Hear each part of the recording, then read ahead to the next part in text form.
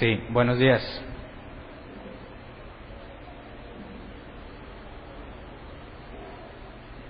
¿Cómo están? Acompáñenme, por favor, a Mateo capítulo 4, versículo 20.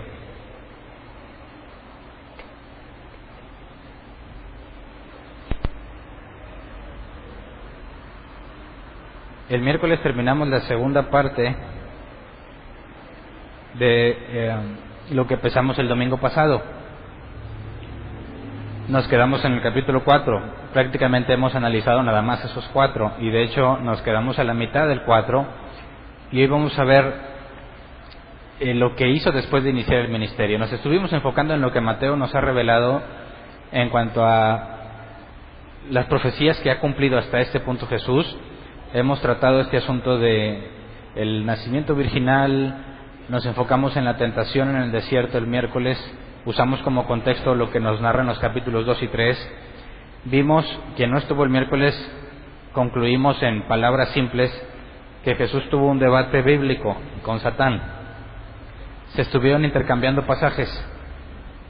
Satán interpretó ciertos pasajes y le pidió a Jesús que los cumpliera según la interpretación de Satanás.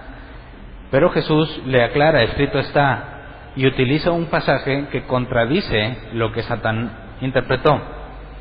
Y ahí entendemos que es indispensable que no nada más que leas la Biblia, sino que la entiendas, porque como vemos en el caso de Jesús, Satán no tiene ningún problema en citarte la Biblia.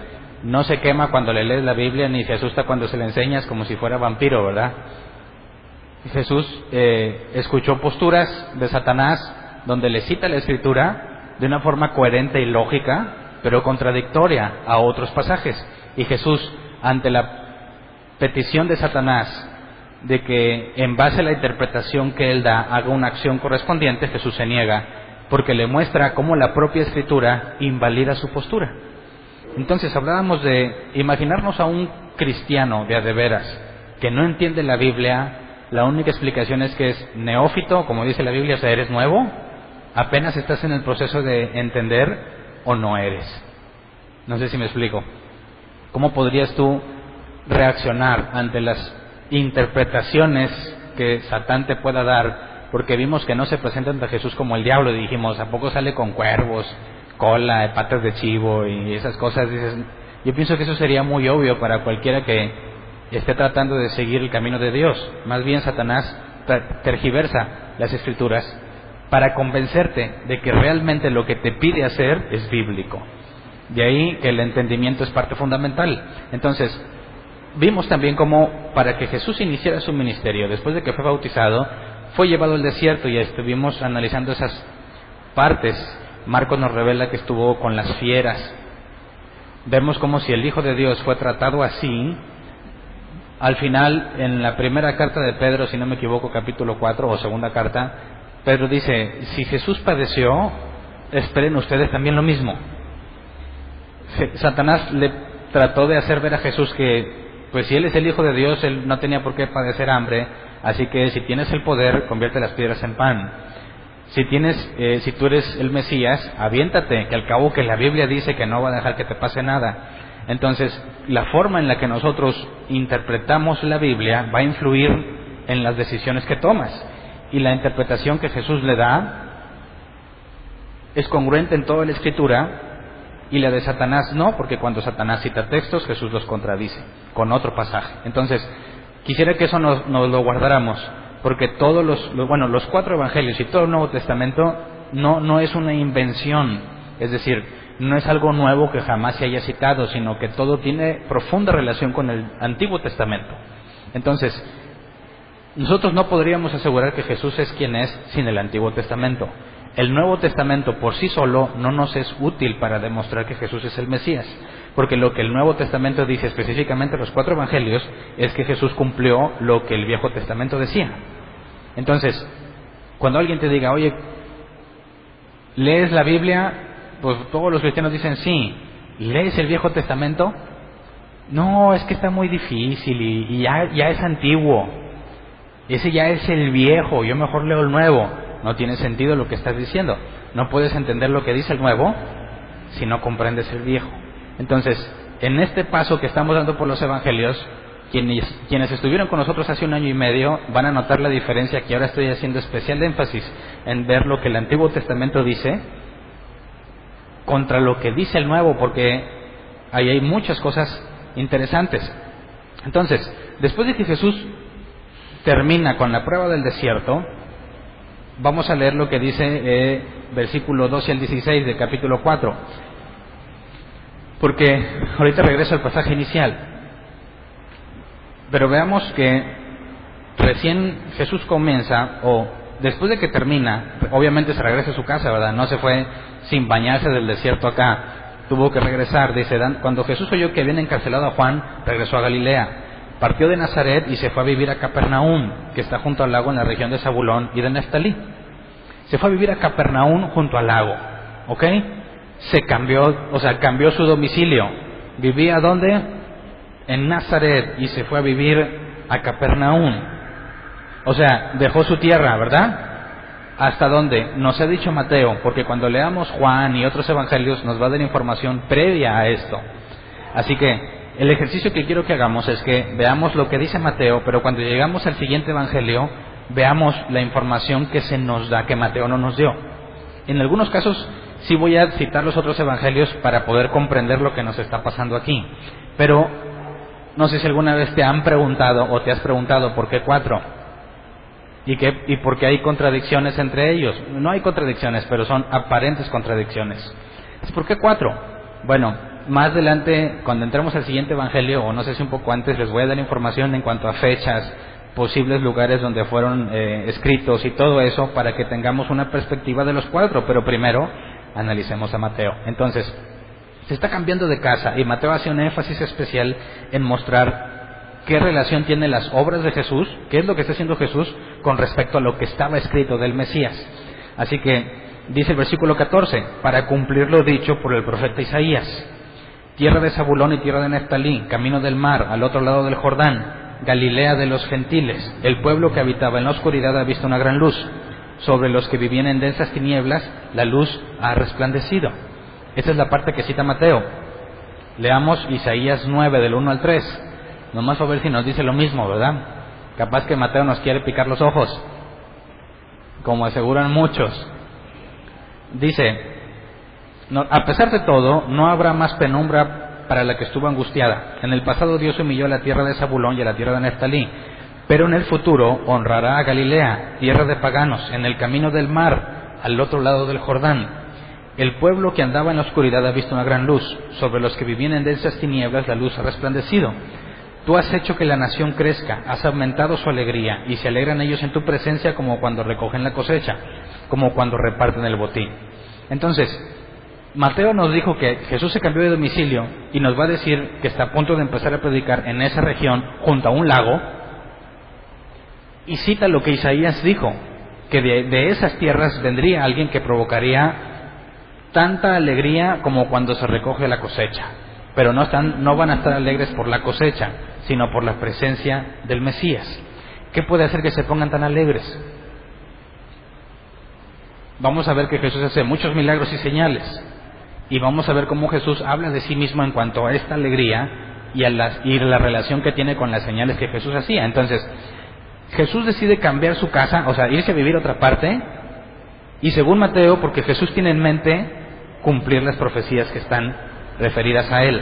Si es que realmente es el Mesías, tendría que cumplirlas. Entonces leamos el versículo 17. Dice, desde entonces comenzó Jesús a predicar: arrepiéntanse porque el reino de los cielos está cerca.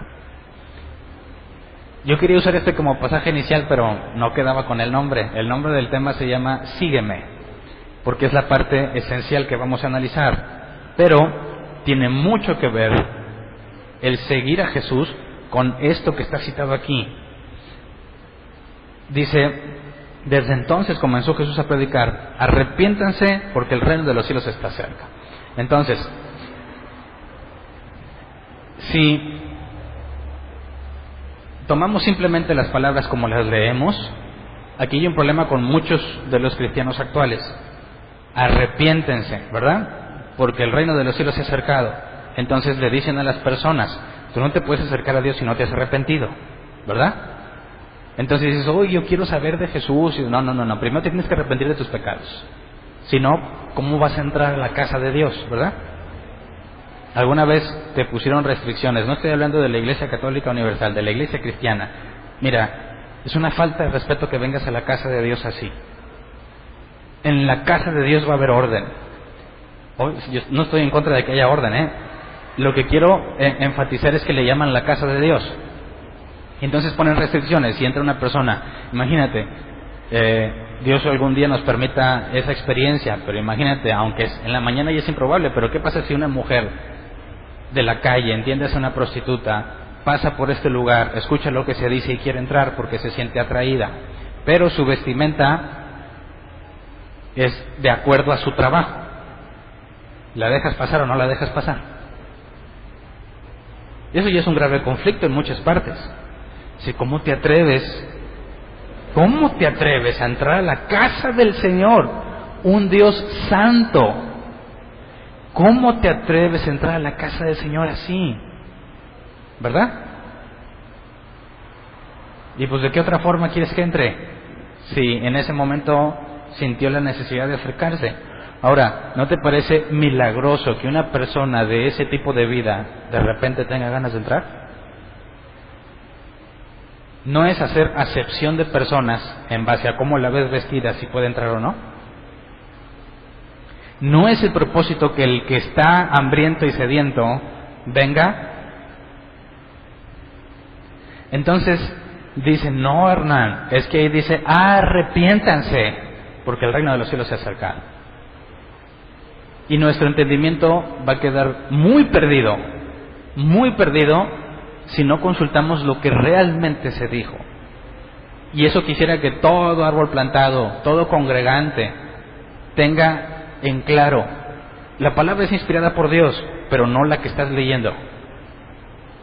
Lo que estás leyendo es una traducción, y todas las traducciones tienen deficiencias. Entonces, lo que tú estás leyendo en la versión 60, en la nueva versión internacional, traducción lenguaje actual, lo que tú quieras, no es necesariamente lo que Dios dijo. Es lo que se te tradujo, y en toda traducción hay pérdida. Toda traducción va a tener errores propios de la traducción. Ahora, ¿hay personas que conscientemente le ponen cosas que no son? Sí. Pero tienes que ver que cuando Jesús dice arrepiéntense porque el reino de los cielos se ha acercado, tendríamos que analizar, además del original, ver qué es lo que realmente se escribió, que hay cientos y cientos de manuscritos, que ya cuando entramos al siguiente evangelio te doy información de eso, para que también te sepas defender, porque luego te van a pescar en curva y dices, no, yo leo el original, y te van a decir, ¿cuántos de los 4,500 manuscritos es el original? Y te vas a agüitar. Más adelante entramos en ese tema. Por lo pronto, nosotros consultamos al menos lo que dice en el idioma original, lo que se concuerda que la mayoría de los manuscritos dicen, porque a pesar de ser tantos, las diferencias no son en temas centrales o en temas fundamentales. Las diferencias están en artículos, en proposiciones o en algunas que otras palabras en plural o singular. Por ejemplo, tenemos el endemoniado gadareno o los endemoniados gadarenos, pero sea uno o dos no cambia la esencia de la historia, ¿verdad? Entonces, a pesar de que tenemos muchísimas fuentes, más del 98% en todas es consistente, y las variaciones o el porcentaje de variación es muy mínimo. Entonces, cuando nosotros analicemos aquí, la palabra arrepiéntense es el griego metanoeo, y yo lo he dicho bastantes veces, y quisiera que hoy entendieras o entendiéramos juntos que el momento en que Jesús lo dice, hay algo indispensable que todo creyente debe entender, que lamentablemente es oposición a todo el que lo quiere vivir así. Fíjate, la palabra metanoeo es una palabra compuesta, meta y neo. Y la palabra meta, que la analizamos en el Día del Padre, no sé quién se acuerde, analizamos que es que sus hijos le obedezcan, y hablamos de cómo hacer que te obedezcan, pero cuando analizamos el original no te das cuenta que no es una imposición. La palabra meta se traduce como estar con alguien, en compañía de, implica esperar un resultado después de estar con algo o con alguien. Y la palabra noeo es mente, pensar, entender, aplicar esfuerzo mental para llegar a conclusiones. Entonces, arrepiéntanse, ¿cómo lo podrías traducir fielmente en cuanto al griego? estar en compañía de alguien y pensar, aplicar esfuerzo mental para llegar a conclusiones. Si las juntas, ¿qué es? Llegar a conclusiones, hacer esfuerzo mental por estar con alguien, o debido a estar con alguien, o después de estar con alguien. Entonces no les está diciendo que se arrepientan de sus pecados en el sentido de que, bueno, pido perdón. No, está diciendo, saquen sus conclusiones después de estar con alguien. ¿Quién es ese alguien? Ahorita, porque aquí no dice así exactamente con quién, pero lo vamos a entender en el contexto del capítulo. Entonces Jesús no está diciendo, bola de pecadores, dejen de hacer todo el mugrero que están haciendo, porque el reino de los cielos se ha acercado.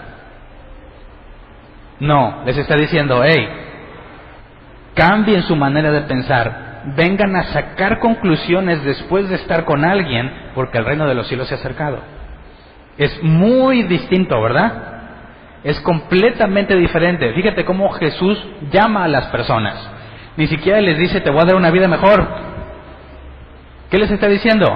Ven, piensa, saca conclusiones por ti mismo, porque estuviste aquí, porque el reino de los cielos se acercó. ¿Entiendes la diferencia? ¿Cómo predicas el evangelio? ¿Qué le dices a la gente? Mira, para empezar yo lo que le digo es juego, no es lo que digo. Para empezar, mira, todos están destinados al infierno por cuanto todos han pecado.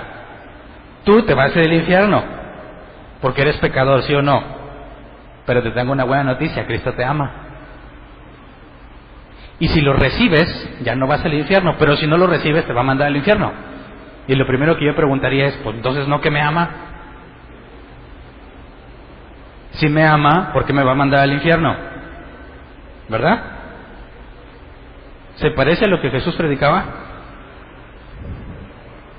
¿O qué tal cuando dices, bueno, sí, pero yo tengo dudas, quiero preguntar, ¿por qué dices eso? No, esto es cuestión de fe. Esto es de que créelo. ¿Cómo que eso de que andar preguntando, no seas rebelde? Las cosas del Señor no se cuestionan, las crees y las obedeces. ¿Se parece a lo que Jesús predica? ¿Cuál es la invitación a Jesús? Ven y usa esto. Convive, saca conclusiones. Y esta oportunidad se debe a que el reino de los cielos se acercó. ¿Me explico? Es una decisión racional, no ciega. Jesús no andaba por la calle, yo soy el Mesías y créelo, y si no te vas al infierno. Si realmente Él es Dios, ¿no te parece congruente que le diga a todos, vengan y saquen sus conclusiones? ¿No te haría sospechar que Él diga que es Dios, pero no preguntes, tú nomás créelo? ¿Cuál es más sospechosa? Si realmente el Dios de los cielos se ha acercado, ¿estaría dispuesto a que cualquiera lo analice y saque sus conclusiones? ¿Tendría ese nivel de seguridad? ¿O te diría, no, Hernán, tú no preguntes, tú créelo, recíbelo por fe? ¿Lo recibes? ¿No? ¿Oh? Eres rebelde y sácate de aquí. ¿A quién lo corrieron por rebelde? Yo sé, pero no quieren levantar la mano. Por preguntón. ¿Quién se metió en problemas por preguntón? ¿A qué te invita Jesús según este pasaje? ¿Jesús estaba negado a que le preguntaras? Jesús tiene tal seguridad. Ven y llega a tus conclusiones tú solo, porque el reino de los cielos se ha acercado. Ahora quisiera que entendieras la magnitud de esto que Jesús se atreve a decir. No estamos diciendo que Jesús es un nuevo Dios, ¿verdad? Estamos diciendo que Jesús, el Padre y el Espíritu son el mismo. ¿Cómo podemos tratar de entender esto a la luz del Antiguo Testamento? Imagínate este evento. Tenemos la historia en Génesis de que 3 hombres se aproximan a Abraham, ¿verdad? Y Abraham reconoce a uno de ellos como Dios y le sirve de comer y le lava los pies. Y cuando se van a ir, 2 de ellos, la Biblia los llama como ángeles, van a Sodoma y a Gomorra para destruirla, pero uno se queda dialogando con Abraham, y Dios y Abraham hablaron, ¿verdad? Entonces, ¿a quién vio Abraham? Si la Biblia dice que nadie ha visto a Dios. ¿Cómo es que nadie ha visto a Dios? ¿Se esconde? ¿No se deja ver? Es imposible que lo veas, porque imagínate un ser que está al mismo tiempo en todas partes. ¿Cómo lo ves? Nadie ha visto a Dios, pero Abraham vio a Dios. Y no nada más Abraham. ¿Quién más? Ahorita tiene relación. Dios le dijo a Moisés, tú y otros 70 ancianos suban. Después de que Moisés le dijo, ya mátame, ya no quiero, este pueblo necio, ya no lo aguanto. Y Dios dice, voy a repartir ese mismo espíritu que tú tienes, lo voy a poner en otros 70. Y diles que vengan, sumen los 70. Dice, la Biblia dice en Génesis, vengan que suban a YHVH, porque ya les he dicho que Jehová no existe, ¿verdad? En la palabra. YHVH, el nombre del Señor, por eso le dicen Hashem o Adonai, porque no se puede pronunciar ese nombre. Entonces, vengan a mí, y la Biblia nos dice que subieron, lo vieron, lo describe, comieron con él, y vieron a Dios. ¿A quién vieron? Ok, no vieron a Dios, vieron una manifestación de él. ¿Me explico? Lo que el hebreo le llama Shekinah. Y lo han visto porque hay muchas librerías, boutiques y todo que se llama Shekinah, ¿verdad? Dices, mira ese hebreo, qué bonito. Y ni sabes por qué dicen eso, ¿verdad? Bueno, Shekinah es la manifestación de un Dios que es imposible de ver, es imposible de comprender, pero tiene que tomar cierto aspecto para que tú lo puedas ver. No lo has visto a él, has visto una manifestación de él. Moisés vio la zarza, pero la zarza ardía, pero no se consumía. Y Dios habló con Moisés desde la zarza. En ese momento Dios tomó esa forma. En el monte con los 70 ancianos, Dios se mostró de otra forma. Con Abraham se mostró de otra forma. Con Jacob, luchó con Dios. ¿Es posible luchar con Dios? Toma una forma y se muestra, y Jacob vio a Dios. Entonces, ¿qué está pasando? ¿Qué es lo que Jesús proclama? Que lo mismo que vio a Abraham es él. Y que en el Antiguo Testamento solo se manifestaba unos cuantos, pero ahora llega y dice, aquí estoy, vengan, piensen, saquen conclusiones, porque el reino de los cielos se ha acercado. ¿Me explico? Antes solo unos cuantos y en ciertas condiciones. Lo que Jesús dice es que eso mismo que ellos vivieron, aquí está. El que quiera venir, que venga. ¿Me explico? Entonces, no es cualquier cosa lo que Jesús está diciendo. Está diciendo que el mismísimo Abraham, la experiencia de él, ahora la tiene cualquiera. Y esto tiene más asuntos complicados. ¿Por qué? Ok, Jesús no te está diciendo que dejes de pecar, ¿verdad? Te está diciendo que vengas a razonar. Y luego, te invita a que vengas, convivas y saques conclusiones. Esto es problemático en aquel tiempo. ¿Por qué? Porque necesitamos un contexto ahí bíblico. Leamos Números 11, 16 al 17. Dice, el Señor le respondió a Moisés, tráeme a 70 ancianos de Israel y asegúrate de que sean ancianos y gobernantes del pueblo. Llévalos a la tienda de reunión y haz que esperen allí contigo. Yo descenderé para hablar contigo y compartiré con ellos el espíritu que está sobre ti, para que te ayuden a llevar la carga que te significa este pueblo, así no tendrás que llevarla tú solo. 70 y Moisés, 71. El consejo de ancianos o Sanedrín está basado en ese pasaje. Jesús habló con el Sanedrín. Pedro y Juan hablaron con el Sanedrín. El Sanedrín, vamos a ver más todo lo que andan haciendo. ¿Quiénes eran ellos? Bueno, a raíz de ese evento donde Dios dice, no nada más tú, Moisés, sino otros 70, para que se encarguen de administrar el pueblo, y ellos son los que administran tanto asuntos civiles como religiosos. En los tiempos de Jesús, a pesar del exilio que hubo en Babilonia, que ya vimos todo eso, se deshizo completamente, pero se reinstauró. Y en los tiempos de Jesús existía esa misma base, 71 personas, miembros del Sanedrín, y ellos son los que se encargaban de, aquí lo tengo apuntado, según la tradición oral, o Mishnah se llama, para los que tengan conocimiento de esos términos, la tradición oral judía, mucho después de que Jesús muriera, se acumula en el Talmud, y solo ciertas personas tienen permitido leerla, ¿verdad? Estos, según la tradición ellos, el Sanedrín, son los que tratan asuntos de importancia nacional, tratan con jueces que cuestionan sus decisiones, juzgan a los falsos profetas y toman decisiones en cuanto a la vida cotidiana legalmente y religiosamente. Entonces,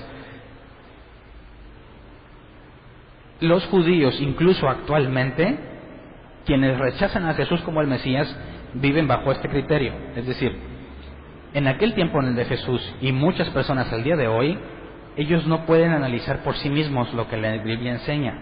Necesitan que alguien autorizado les diga lo que significa, porque tú eres incapaz de llegar a esa conclusión.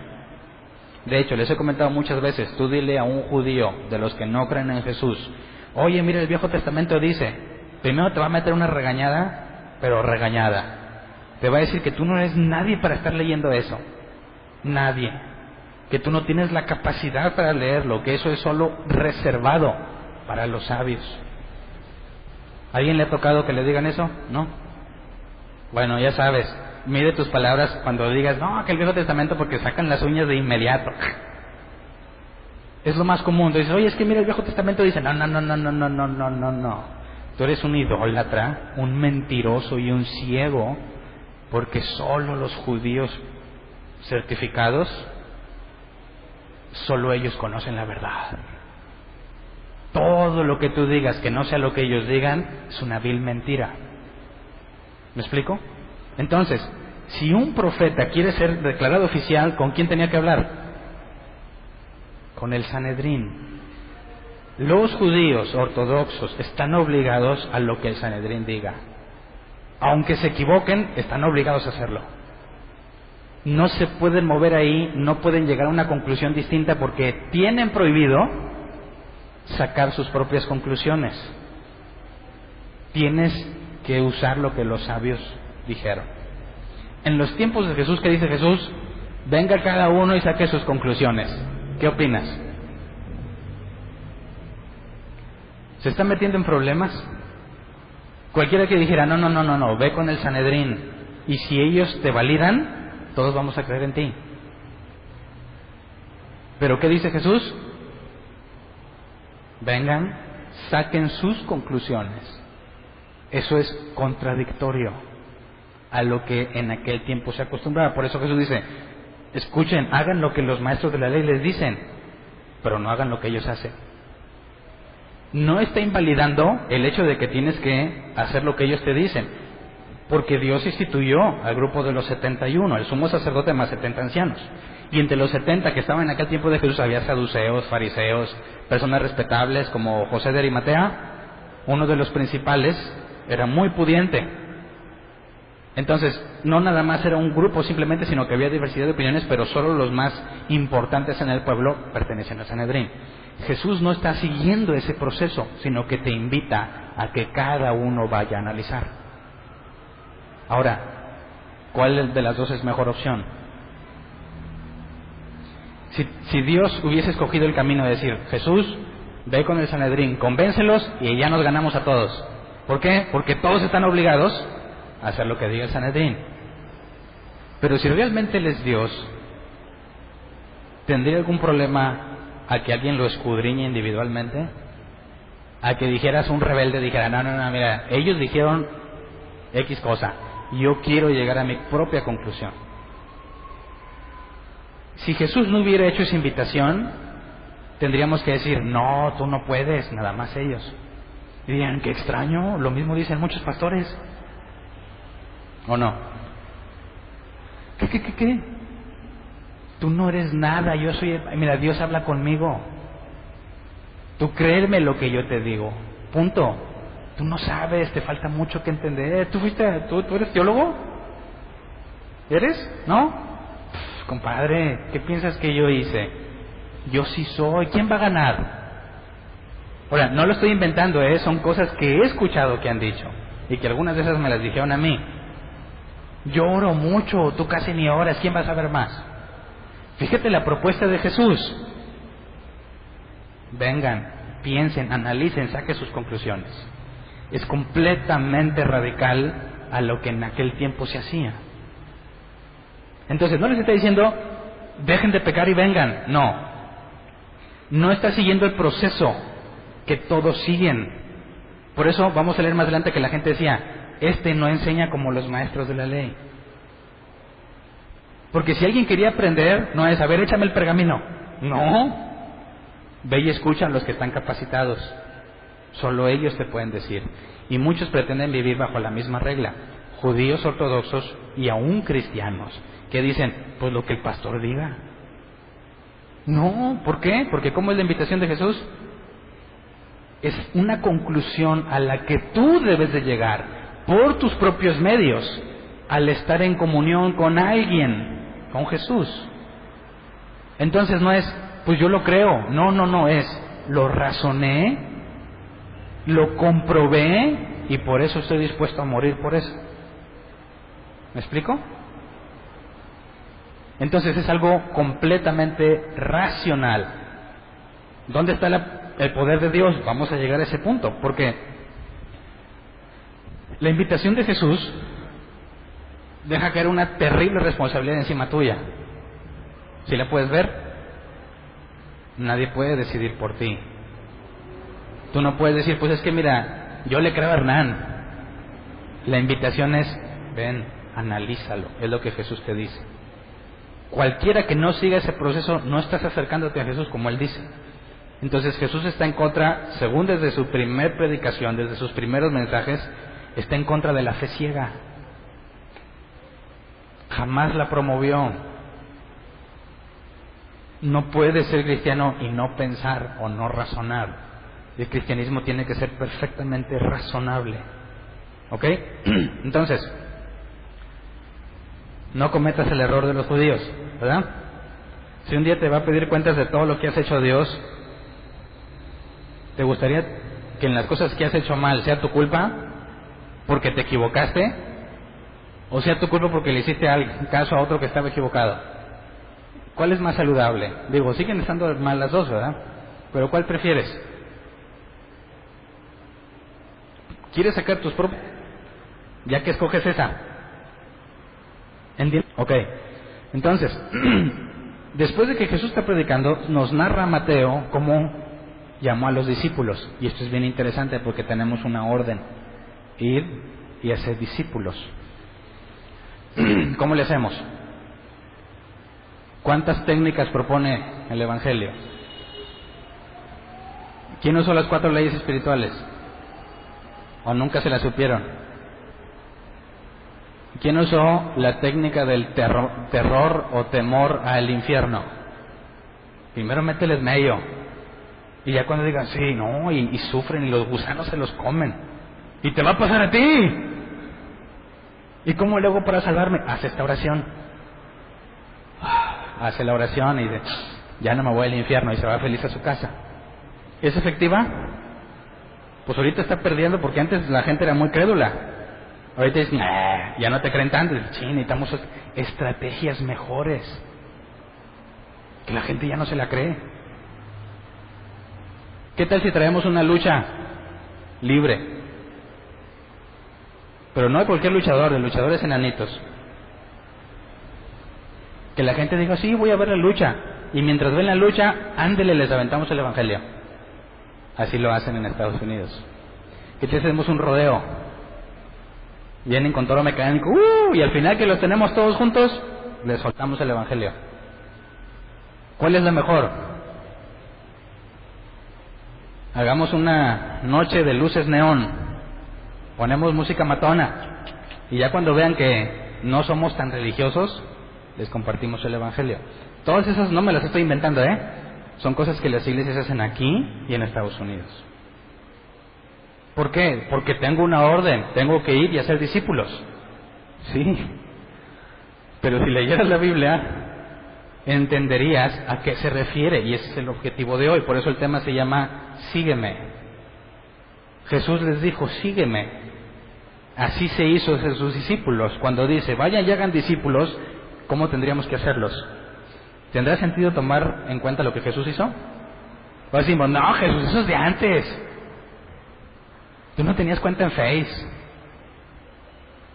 Por eso es importante entender este asunto, ¿ok? Y de entrada es algo que tú tienes que analizar por tus propios medios si queremos ser congruentes con la enseñanza de Jesús. Entonces, veamos Mateo 4, 18 al 22. Dice: mientras caminaba junto al mar de Galilea, Jesús vio a dos hermanos, uno era Simón, llamado Pedro, y el otro Andrés. Estaban echando la red al lago, pues eran pescadores. Vengan, síganme, les dijo Jesús, y los haré pescadores de hombres. Al instante dejaron las redes y los siguieron. Más adelante vio a otros dos hermanos, Jacobo y Juan, hijos de Zebedeo, que estaban con su padre, en una barca remendando las redes. Jesús los llamó y dejaron enseguida la barca y a su padre y los siguieron. Ok, ¿cuál fue la técnica que hizo Jesús? Jesús iba tranquilamente a un lado del mar, ¿verdad? Y luego ve a unos en el lago. Dice: ¡ah, caray! ¿Cuántos se dieron cuenta de ese problema? Va caminando a la orilla del mar y ve a unos en el lago, entonces no volteó al mar. Tuvo que haber un lago ahí cerca, ¿verdad? Y no puede estar tan lejos para que Jesús los vea que ahí están pescando.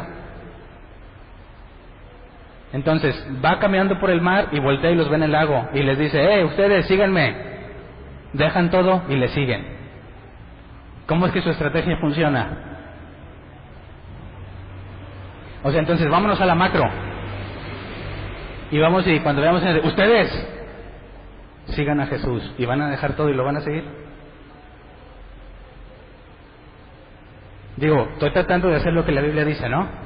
Seguir su ejemplo. Pero si soy así como más ateo, diría: espérate, no me cuadra.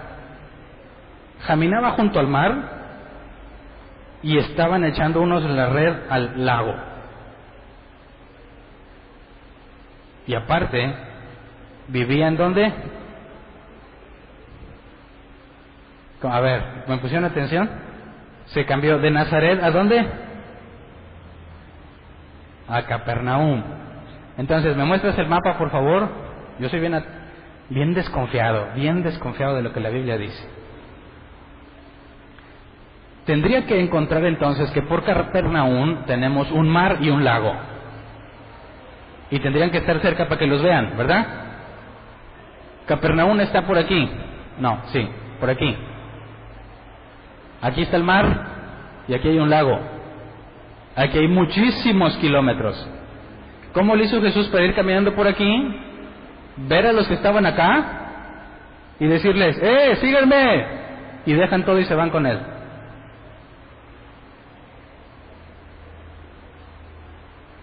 Un ateus o un judío diría: ya ves, Mateo te quiere picar los ojos.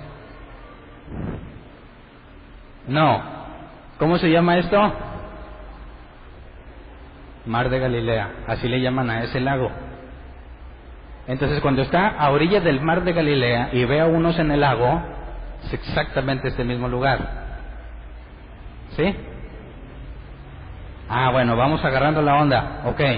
Entonces no iba por un mar y un lago, no estaba en Cancún. ¿Quién ha ido a Cancún? Que está el mar y la laguna. Va caminando por la orilla del mar de Galilea, porque vive en Capernaum, aquí cerquita. Por acá está Gadara, de los endemoniados gadarenos. Bueno, ¿cuántas veces cruzó aquí? Muchas veces la Biblia nos dice que estuvieron cruzando el lago o el mar. Entonces, ya empieza a tener sentido. Ok, vio a dos hermanos, ¿verdad? Uno era Simón, llamado Pedro, y el otro Andrés. Estaban echando la red al lago, pues eran pescadores. O sea, están en este mismo lugar. Jesús va por la orilla del lago, ¿ok? Vengan, síganme, les dijo, y los haré pescadores de hombre. Al instante dejaron las redes y los siguieron. ¿Cómo los convenció? En mis años mozos, yo me acerqué con esta duda genuina a los que eran mis líderes. ¿Cómo? ¿Qué hace que una persona está ocupada en su trabajo y lo ve a alguien, le dice: sígueme? Dejan todo y se van tras él. ¿Te suena lógico? ¿Estaban casados? Si trabajaban por gusto o por necesidad. Le habrán preguntado a Jesús: ¿y tú das alguna cuota de compensación? ¿Pagas los viáticos, hospedaje? ¿O eran millonarios y no se ocupaban del dinero? ¿Alguna vez te lo has preguntado? Y si tú quieres ir a ser discípulos, ¿así va a funcionar? Es extraño, ¿no crees? Entonces me dijeron, es que Jesús tenía algo en sus ojos, que cuando lo veías te convencía. ¿No dice la canción, Señor, me has mirado a los ojos, ¿no? Y dices, oh, qué chido haber visto a Jesús, porque algo tenía en sus ojos. Y me convencieron un tiempo, pues ya no me la creí. Luego me dijeron, no te compliques la vida, el Espíritu Santo lo hizo. Bueno, ¿cómo le dices que no? Bueno, pues sí. Cuando Jesús ordena algo, me dijeron otros, lo tienes que obedecer, Él es todopoderoso, así que se los ordenó y obedecieron. ¿Cómo le demuestras que no? Otros que menos se complicaron, así lo dice la Biblia, punto, créelo, no seas rebelde. Bueno, pero como soy bien necio, dije, no me cuadra, porque Jesús dice, vengan, analícenlo, saquen conclusiones. Pero las versiones que me dan es que te convence, te ordena, tiene algo en sus ojos, eso no es razonable, ¿o sí? Aquí hay gato encerrado, ¿no? ¿Cómo te acercaste tú a Jesús? ¿Lo pensaste o te lo creíste? Tristemente la gran mayoría va a decir, pues hice una oración y dijeron que ya era. ¿Sí o no? ¿Concuerda con el mensaje de Jesús? Dime, ¿en qué momento sacaste tus conclusiones? Por eso es que a muchos cristianos le preguntas, a ver, ¿por qué dice eso? ¿Y tú por qué crees? ¿Cómo respaldas en la Biblia lo que te enseñan? ¿Por qué? Porque lo único que han hecho es creer lo que le dijeron. Y eso no se parece a lo que Jesús dijo, ¿verdad? Si yo quisiera ser congruente con lo que Jesús dijo, y tendría que decirte, ¿estás interesado? Ven, escucha, analízalo, piénsalo y luego saca una conclusión. ¿A cuántos de aquí les he dicho eso cuando se acercaban las primeras veces? ¿Por qué? Porque no estoy muy seguro, no te puedo decir, créelo. Porque eso es lo que decía Jesús. De manera que la persona que se congregue aquí, ¿por qué vino? ¿Por qué se quedó? Porque sacó sus conclusiones, ¿sí o no? O alguien de aquí se creyó todo lo que yo le dije y está aquí porque yo lo dije y porque yo aseguro que tengo la verdad. Ese es el punto. Necesitamos cristianos bíblicos, no es de que se sabe recitar la Biblia, que hacen y se acercaron como Jesús dijo. ¿Me explico? Que pueden decir, ¿cómo me acerqué a Jesús? Pues mira, pues pregunté, me dijeron, no me la creí, lo chequé, consulté, hasta que saqué la conclusión. Pero lamentablemente eso es aberración para muchos. No te puedes atrever a cuestionar. Así que enfoquémonos. No es ninguno de esos. Aunque el Espíritu Santo está implicado y aunque Jesús tendría unos ojos penetrantes y aunque Él tiene autoridad, sería contradictorio con lo que Jesús predicaba. Así que analicemos. Si Jesús realmente les está diciendo síganme y lo siguen, ¿era la primera vez que lo veían? ¿Es la primera vez que lo conocían o ya tenían algo de historia juntos? Para empezar, Mateo 4:19, cuando le dice vengan, o le dice síganme, según la versión que leas, la palabra griega es deute, que se traduce como vengan acá o vengan aquí cerca. Es sentido imperativo y presente. Ojo, no los está invitando. Cuando le dice sígueme, es una orden, sígueme.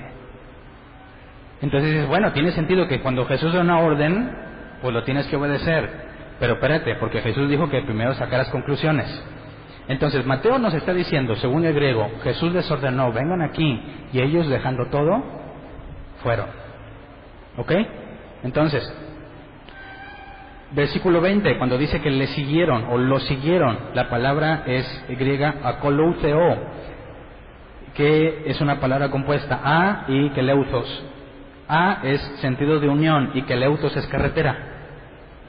Entonces cuando le siguieron, el griego nos está diciendo que caminaron juntos el mismo camino. La palabra coluteo entonces se traduce como estar en el mismo camino con alguien, acompañar a alguien como discípulo. Entonces cuando Jesús les dijo, síganme, dejando lo que estaban haciendo, lo siguieron como un discípulo sigue su maestro. Se fueron a caminar con él. ¿Ok? Entonces, ¿cómo es que la orden de Jesús inmediatamente generó resultados sin que sacaran conclusiones como él predicaba? Vamos a leer Lucas 5, del 1 al 11. Quisiera que pongas atención y que entiendas perfectamente este asunto, porque esta es la orden que tú tienes cuando se te dicen ir y hacer discípulos. Así que si en algún momento crees que Dios te va a demandar eso de ir a ser discípulos y quieres entregar resultados, por favor, checa bien todo esto que te voy a mostrar. Dice, un día estaba Jesús a orillas del lago de Genesaret. Aquí no le dijo el mar de Galilea, ¿verdad? Lucas nos está diciendo que el lago era el lago de Genesaret, que también se le llama mar de Galilea. Dice, un día Jesús estaba a orillas del lago de Genesaret y la gente lo apretujaba para escuchar el mensaje de Dios. Entonces vio 2 barcas que los pescadores habían dejado en la playa mientras lavaban las redes. Subió a una de las barcas que pertenecía a Simón y le pidió que la alejara un poco de la orilla. Luego se sentó y enseñaba a la gente desde la barca. Cuando acabó de hablar, le dijo a Simón, lleva la barca hacia aguas más profundas y echen ahí las redes para pescar. Maestro, hemos estado trabajando duro toda la noche y no hemos pescado nada, le contestó Simón, pero como tú me lo mandas, echaré las redes. Así lo hicieron, y recogieron una cantidad tan grande de peces que las redes se les rompían. Entonces llamaron por señas a sus compañeros de la otra barca para que los ayudaran. Ellos se acercaron y llenaron tanto las 2 barcas que comenzaron a hundirse. Al ver esto, Simón Pedro cayó de rodillas delante de Jesús y le dijo, apártate de mí, Señor, soy un pecador. Es que él y todos sus compañeros estaban asombrados ante la pesca que habían hecho, como también lo estaban Jacobo y Juan, hijos de Zebedeo, que eran socios de Simón. No temas, desde ahora serás pescador de hombres, le dijo Jesús a Simón. Así que llevaron las barcas a tierra y dejándolo todo, siguieron a Jesús. ¿Cuáles son los personajes principales de esta historia? Andrés y su hermano y los otros 2. ¿Qué nos dijo Mateo? Los mismos 4 discípulos. ¿Esto sucedió antes que los que nos platicó Mateo? ¿O es la misma historia que nos platicó Mateo? Mateo se centró en resumir. Lucas nos detalló el mismo evento. ¿Entiendes por qué es beneficioso más de un evangelio? Nos proporciona información más amplia, que cuando juntas los 4 tienes una historia mucho más robusta que la de uno solo. ¿Me explico? Entonces, cuando Mateo dijo, que Jesús dijo, síganme, ¿qué había pasado primero? La gente lo apretujaba.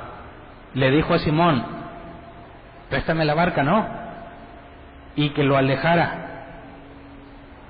Ok, ¿acababa de conocer a Simón o ya lo conocía?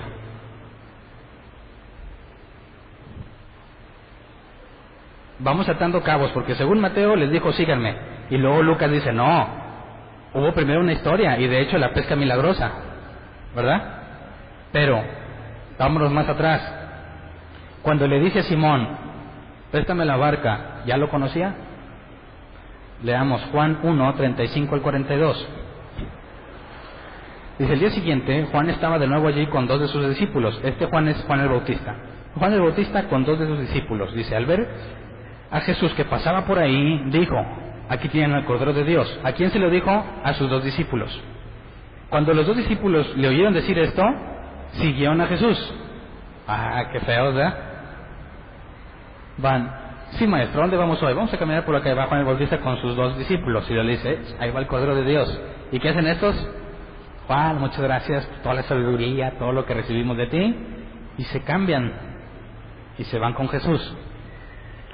Dice, cuando los 2 discípulos le oyeron decir esto, siguieron a Jesús. Jesús se volvió y al ver que lo seguían, porque no le avisaron a Jesús, ¿verdad? Jesús viene caminando y vienen estos 2 atrás. ¿Qué onda, verdad, con estos? Jesús se volvió y al ver que lo seguían les preguntó, ¿qué buscan? Rabí, ¿dónde te hospedas? Rabí significa maestro, dice entre paréntesis. Vengan a ver, les contestó Jesús. Ellos fueron pues y vieron dónde se hospedaba, y aquel mismo día se quedaron con él. Eran como las 4 de la tarde, bien acomodados, ¿verdad? Andrés, hermano de Simón Pedro, era uno de los 2 que al oír a Juan habían seguido a Jesús. Andrés encontró primero a su hermano Simón y le dijo: hemos encontrado al Mesías, es decir, el Cristo. Luego lo llevó a Jesús, quien mirándolo fijamente le dijo: tú eres Simón, hijo de Juan, serás llamado Cefas, es decir, Pedro. ¿Esto sucedió antes o después del lago? Antes. Entonces, fíjate, cuando Jesús le dice a Simón que le preste la barca, ya lo conocía. ¿Cómo fue que lo conoció? Por medio de su hermano, ¿verdad? Andrés, que se fue con Juan el Bautista y se acomodó ahí con Jesús, ¿verdad? Ok. Ahora, Lucas 4, 38 y 39 dice: cuando Jesús salió de la sinagoga, se fue a casa de Simón, cuya suegra estaba enferma con una fiebre muy alta. Pausa. Esto es antes de lo del lago. Pedro estaba casado y Jesús ya había visitado incluso a la suegra de Pedro. Entonces dice que cuya suegra estaba enferma con una fiebre muy alta. Le pidieron a Jesús que le ayudara, así que se inclinó sobre ella y reprendió la fiebre, la cual se le quitó. Ella se levantó enseguida y se puso a servirles. Entonces, cuando tenemos el asunto del lago, no eran unos desconocidos.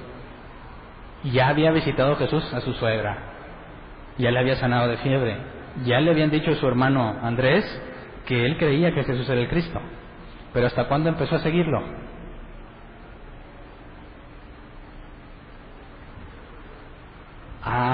Entonces no nomás de vengan, síganme, y órale, lo siguieron. No. Hay mucha información antes. Ahora, Lucas 5:11 nos da un detalle que Mateo no nos dice. Dice: así que se levantaron, se llevaron las barcas a tierra y dejándolo todo, siguieron a Jesús.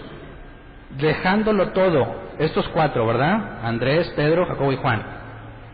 Los 4 dejaron todo, pero Pedro tenía suegra. ¿Dónde quedó la esposa de Pedro?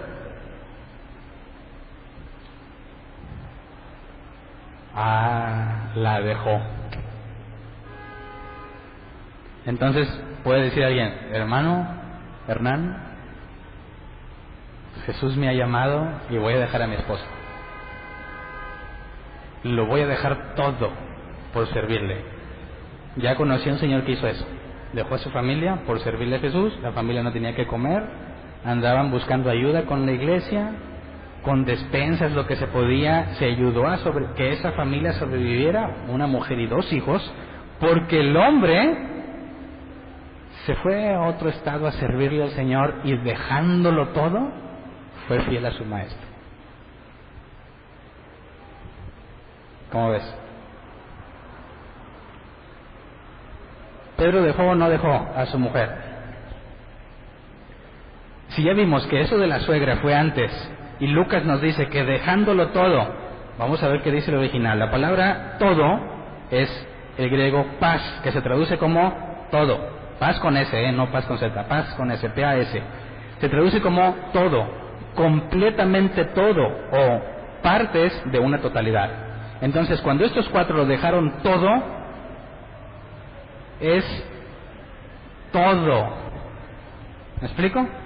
Y si estaban casados, todo. Pero la palabra dejándolo es el griego afiemi, que se traduce como enviar lejos, liberar, dejar en paz, permitir. No es abandonar. Entonces la palabra en griego nos dice qué fue lo que pasó con Pedro. ¿Por qué Jesús dijo: aquel que ame más a padre o madre más que a mí no es digno de mí? ¿A qué significa? ¿Qué significa eso? ¿Que tienes que dejar a tus papás y todo si te vas a ser cristiano? No, obviamente no. Si Pedro abandona a su esposa a su buena suerte, si hubiese hecho eso sería contrario a las enseñanzas del Nuevo Testamento. Por eso la palabra en griego nos dice que la dejó en libertad, la dejó en paz, la dejó irse. ¿Quién es la que no quiso seguir? Según el original. Ese es el punto.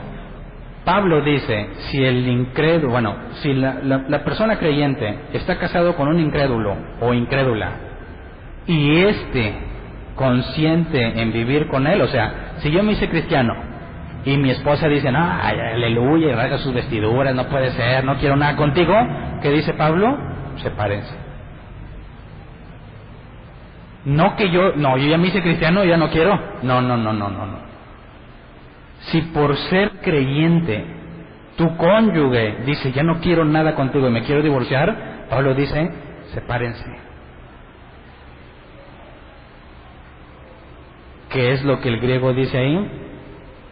Déjalo en paz, déjalo libre. Por eso Jesús dijo, si alguien ama más a padre, madre, que a mí, no es digno de mí. Es decir, si yo quiero seguir, pero mi esposa, que no quiere nada con él, con Dios, me amenaza con dejarme, lo que la Biblia dice es, sepárense. Completamente congruente con lo que el griego nos deja ver que pasó con Pedro. Porque más adelante, y delante lo veremos, se nos habla que Pedro viajaba con una hermana. Me voy a cambiar.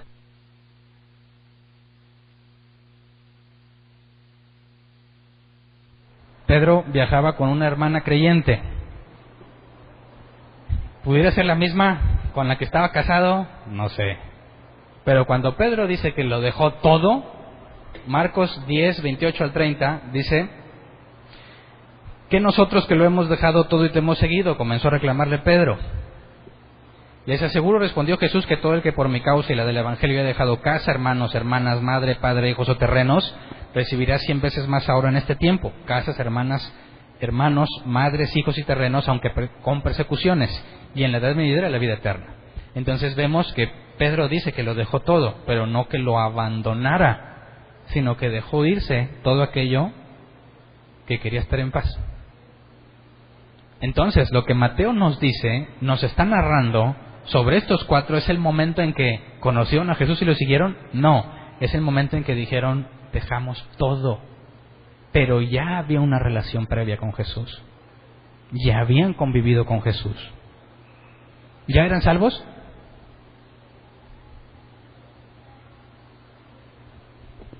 ¿Sí o no? No. ¿Por qué no?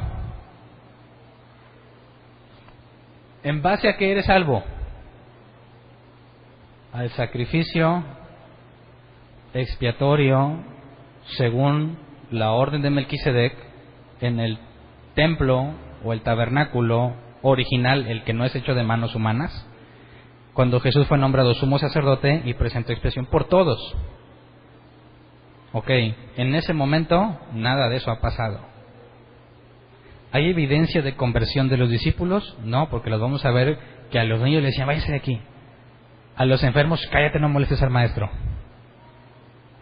A la gente, déjenlo. Y Jesús los regaña una y otra vez. Se peleaban. ¿Y quién va? Jesús, cuando te mueras, ¿quién va a ser el jefe? Es muy importante definir eso. Eran personas que manifiestan la conversión. No. Ese es otro dato interesante. ¿Hasta cuándo? ¿Qué puedes esperar de una persona que viene a ver qué onda con Jesús? ¿Quieres que el día siguiente venga ya con la falda hasta allá? Lo más decente posible. No. Eso va a suceder hasta que esté la persona convencida de que ha nacido de nuevo y ya no se siente a gusto así. ¿Verdad? O ponemos las reglas ahí. Prohibido entrar con gorra. Prohibido entrar con falda. Y dibujamos ahí, mira, aquí es aceptable, aquí ya no tanto, aquí eres mundana, aquí eres sacerdotisa satánica y acá eres la misma esposa de Satanás. ¿Entiendes por qué no hay restricciones para eso? Ahora, si tienes 3 años aquí en la iglesia y de repente se te ocurre venir así, no es lo mismo, ¿verdad? Bueno, nomás es para que entiendan que el contexto es de los que vienen por primera vez. No va a decir, Hernán ya dijo. No, ok. Entonces, leamos Mateo 4, 18 al 22 otra vez con el contexto. Mientras caminaban junto al mar de Galilea, Jesús vio a dos hermanos. Uno era Simón llamado Pedro y el otro Andrés. Estaban echando la red al lago, pues eran pescadores. Vengan, síganme, les dijo Jesús, y los haré pescadores de hombres. Al instante dejaron las redes y los siguieron. ¿Entiendes ya, con lo que leímos, cómo está esta historia? Más adelante vio otros dos hermanos, Jacobo y Juan, hijos de Zebedeo, que estaban con su padre en una barca remendando las redes. Jesús los llamó y dejaron enseguida la barca y a su padre y los siguieron.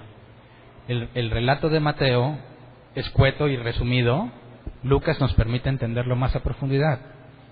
Y entonces, ¿cuál es la técnica a seguir? ¿Qué aprendes? ¿Qué hizo Jesús con ellos? Vengan, les muestra cosas, sana a la suegra, su mensaje.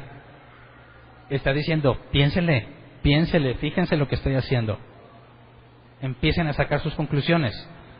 Por eso Nicodemo le dice a Jesús, ¿puede un hombre hacer las cosas que tú haces sin que venga de Dios?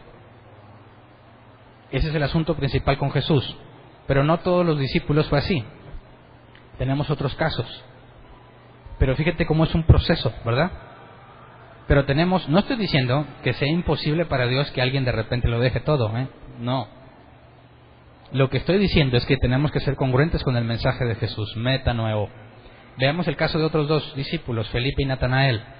Dice Juan 1, 43 al 51, porque Mateo no nos da esta información. Dice, al día siguiente Jesús decidió salir hacia Galilea. Se encontró con Felipe y lo llamó, sígueme. Felipe era del pueblo de Betsaida, lo mismo que Andrés y Pedro. Felipe buscó a Natanael y le dijo, hemos encontrado a Jesús de Nazaret, el hijo de José, aquel de quien escribió Moisés en la ley y de quien escribieron los profetas. ¿De Nazaret?, replicó Natanael. ¿Acaso de ahí puede salir algo bueno? Ven a ver, le contestó Felipe. Cuando Jesús vio que Natanael se le acercaba, comentó, aquí tienen a un verdadero israelita en quien no hay falsedad. ¿De dónde me conoces?, le preguntó Natanael. Antes de que Felipe te llamara, cuando aún estabas bajo la higuera, ya te había visto. Rabí, tú eres el Hijo de Dios, tú eres el Rey de Israel, declaró Natanael. ¿Lo crees porque te dije que te vi cuando estabas debajo de la higuera? Vas a ver aún cosas más grandes que estas. Y añadió, ciertamente les aseguro que ustedes verán abrirse el cielo y a los ángeles de Dios subir y bajar sobre el Hijo del Hombre. Ok. Aunque les dice sígueme, no está diciendo aquí lo mismo. Cuando nos vamos al original es una invitación distinta. La invitación cuando le dice sígueme en Mateo es una orden. Aquí no les dice eso, aquí le dice sígueme y es akolutheo. Estar en el mismo camino con alguien, acompañar a alguien como discípulo. Entonces cuando se topa con Felipe, ¿qué le dice? No le da ninguna orden. Le dice, sé mi discípulo. Y eso es raro porque en aquellos tiempos es el discípulo el que escoge al maestro, no el maestro al discípulo. Entonces Felipe recibe la invitación de un hombre que está haciéndose famoso. ¿Quieres ser mi discípulo? Sé mi discípulo, le dice. Y Felipe, se pone tan feliz que va a buscar a Natanael. Y Felipe ya se convenció, dice, ya encontramos a Cristo. ¿Así de buenas a primeras o ya había visto cosas? Ahora, Natanael, ¿cómo es que creyó Natanael? Porque él iba incrédulo, ¿verdad? De Nazaret. Y cuando Jesús le dice, yo te vi abajo de la higuera, y con eso, sí, yo sé que tú eres. Y dice Jesús, ¿ya nomás con eso te la crees? ¿Por qué le dice eso? ¿No se supone que quiere que le crean? ¿Nomás con eso? Vas a ver cosas más grandes que estas. O sea, ¿qué está diciendo? Eso no es suficiente. Yo no quiero que me creas nomás por esto. Te voy a mostrar cosas que nunca has visto. En eso consiste el cristianismo. ¿Cómo crees que estos hombres estuvieron dispuestos a morir violentamente? ¿Porque creían algo? ¿O porque no podían negar lo que vivieron? Muchos dicen, es que es una mentira que Jesús resucitó. Bueno, pues tienes un problema muy grande en explicarme, porque casi todos los discípulos de ese tiempo murieron tan violentamente voluntariamente. ¿Qué hace que una persona que sabe que es una mentira esté dispuesto a ser aserrado por la mitad su cuerpo? Más adelante vamos a ver cómo le fue a los 12. ¿Tú lo harías? Así que sí, vamos a engañar a todos. Sí, yo también vi a Jesús. Bueno, te voy a matar si no lo niegas. ¿Cómo me vas a matar? Te vamos a serruchar de abajo hasta arriba. Vivo, obviamente. ¿Quién dice yo por una mentira? No es congruente. ¿Qué vieron estos hombres que están dispuestos a padecer eso? Esa es la esencia del cristianismo.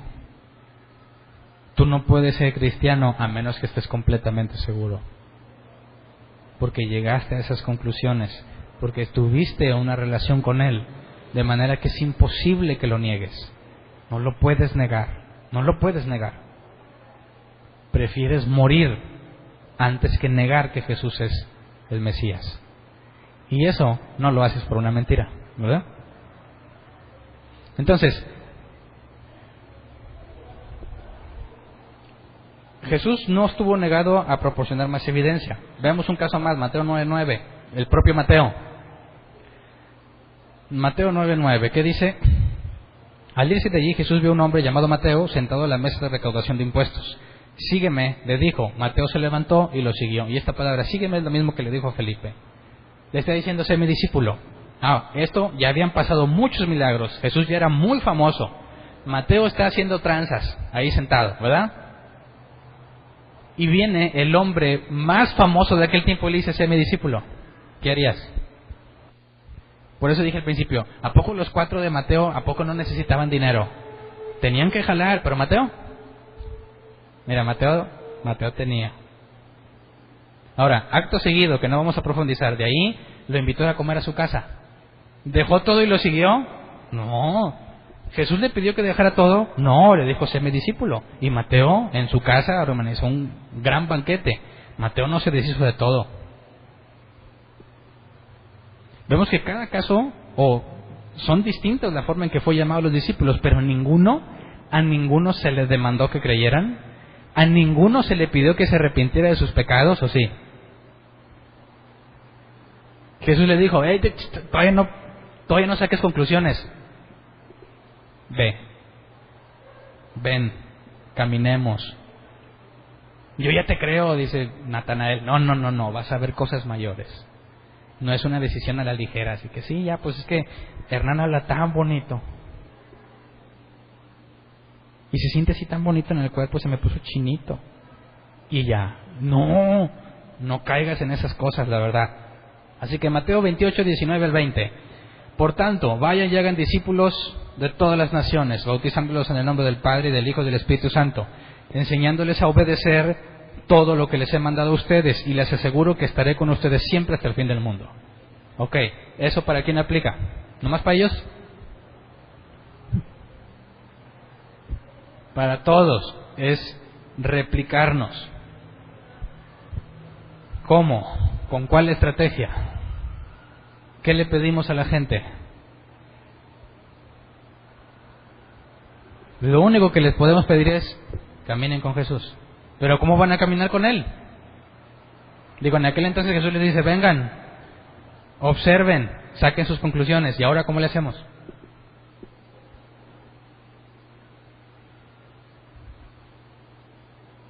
Pues nosotros somos el ejemplo. Triste situación, ¿verdad?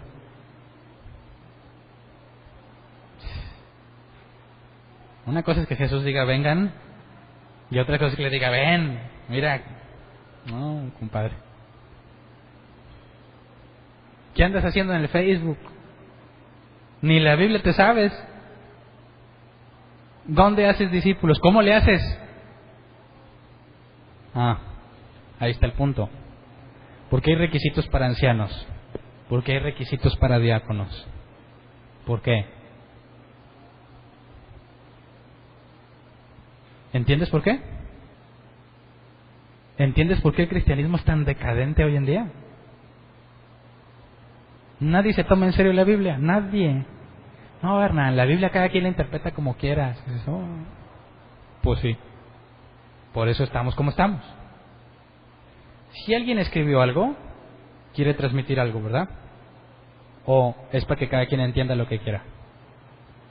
Esa es la tarea, llegar lo más cercano posible a lo que el autor quiso transmitir. Porque hay una sola verdad. Jesús escribió A o escribió B, o sea, por medio de hombres, ¿verdad? No él mismo. Pero no pudo haber escrito A y B al mismo tiempo. Así que yo no tengo toda la verdad. Solo un necio puede asegurar que tiene toda la verdad. Mientras más sabes, más te das cuenta de lo ignorante que eres, ¿verdad?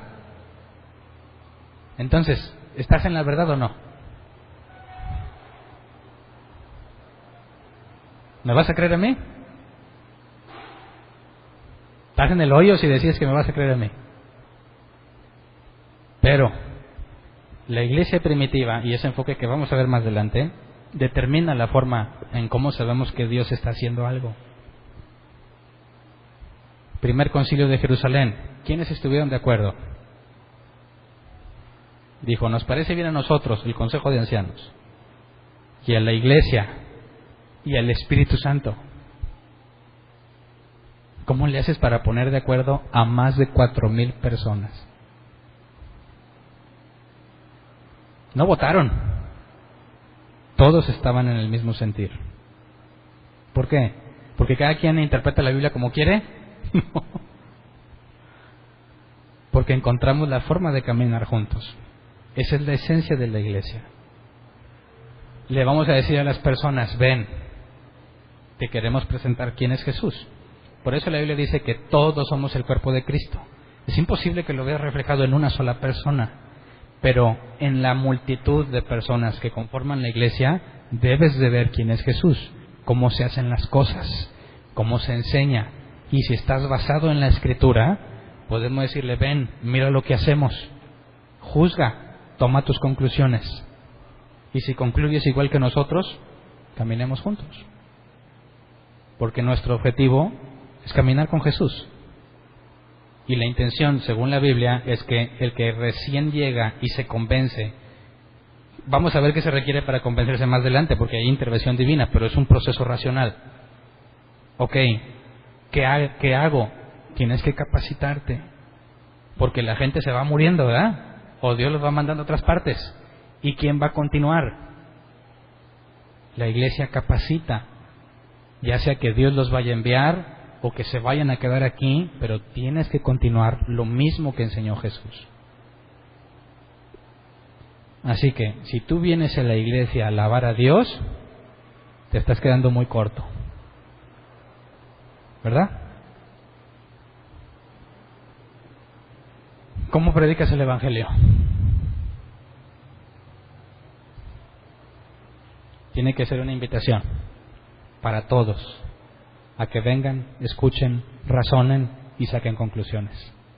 ¿Y nuestra parte cuál es? Permanecer fiel a la enseñanza.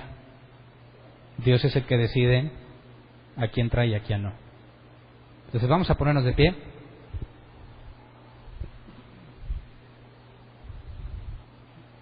¿Tú estás seguro? ¿Llegaste a la conclusión o has sido cristiano desde un día que hiciste una oración? Si dices, es que un día hice la oración, necesito que te replantees esa oración que hiciste. Porque en ningún lugar de la Biblia nos dice que una oración te hace salvo. En ningún lugar. Y cuando nos dice la carta a los Romanos que si confiesas con tu boca, habla de una confesión con un contexto que más adelante vamos a ver, que no tiene nada que ver con repetir una serie de palabras. Tú tienes que estar convencido, al punto que estés dispuesto a morir por eso. Ya se enteraron de todo lo que está pasando en Estados Unidos. Obviamente lo del matrimonio, todos en su Facebook tienen el arco iris. Algunos ni saben ni por qué, nomás por andar ahí en la bola. Es triste que muchos se autodenominen cristianos y tengan esos arcoíris. Lo único que te hablan es de ignorancia, no saben lo que la Biblia dice. El arcoíris es la bandera gay. Entonces, hay una aplicación en Facebook que tú haces que tu foto de muro se pinte de los colores de arcoíris. Y no es porque se ve chido, es porque estás a favor de lo que la Suprema Corte de Justicia en Estados Unidos hizo al legalizar el matrimonio y redefinir el matrimonio. Porque ya no dicen que es cuestión de hombre y mujer, dicen que es cuestión de amor. Entonces ya salieron unos que dicen, pues si es cuestión de amor, nosotros tres nos amamos y queremos estar casados. ¿Cómo les vas a decir que no? Y ya salió el que se quiere casar con su perro, porque se aman. ¿Cómo les vas a decir que no si el matrimonio es cuestión de amor? Entonces no sé si te das cuenta de la decadencia. Ok. Luego, van 7 u 8 iglesias quemadas en Estados Unidos de forma accidental. ¿Lo crees? Allá, los líderes cristianos de allá, que yo considero de una doctrina sana, o que la comparo con la nuestra, estamos iguales, le están diciendo a la gente: no tienes por qué tener miedo. No digas, ¿cuándo nos van a...? No. Al contrario, ¿estás listo para cuando te pase? En ninguna parte de la Biblia dice que no te va a pasar. Es muy probable que te pase. ¿Estás listo? Dices, ay, no, pero yo quería que oraras por mí para que no me pase. No, es que eso no hay ninguna promesa en la Biblia de que no te va a pasar. Al contrario, ¿estás listo para cuando te pase? Esa decisión solo la puede tomar alguien que está completamente seguro. Por eso dicen, en Estados Unidos va a pasar un fenómeno. Todos los cristianos que empiecen a ser perseguidos, todos aquellos que eran cristianos que porque querían prosperidad, ¿va a tener sentido seguir ahí?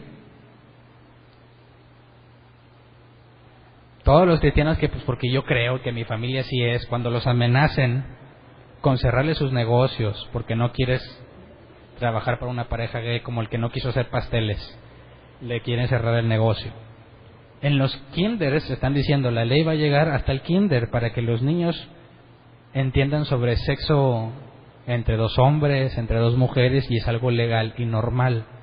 Y si no te gusta, ya ha pasado el testimonio, papás que se oponen a la cárcel porque no te puedes oponer. ¿Qué cristianos van a mantenerse firmes? ¿Quiénes? Los verdaderos nada más. Todos los demás, ¿qué va a pasar con ellos? Se van a ir, ¿verdad? Dicen que estamos 20 años rezagados con lo que pasa en Estados Unidos, ¿verdad?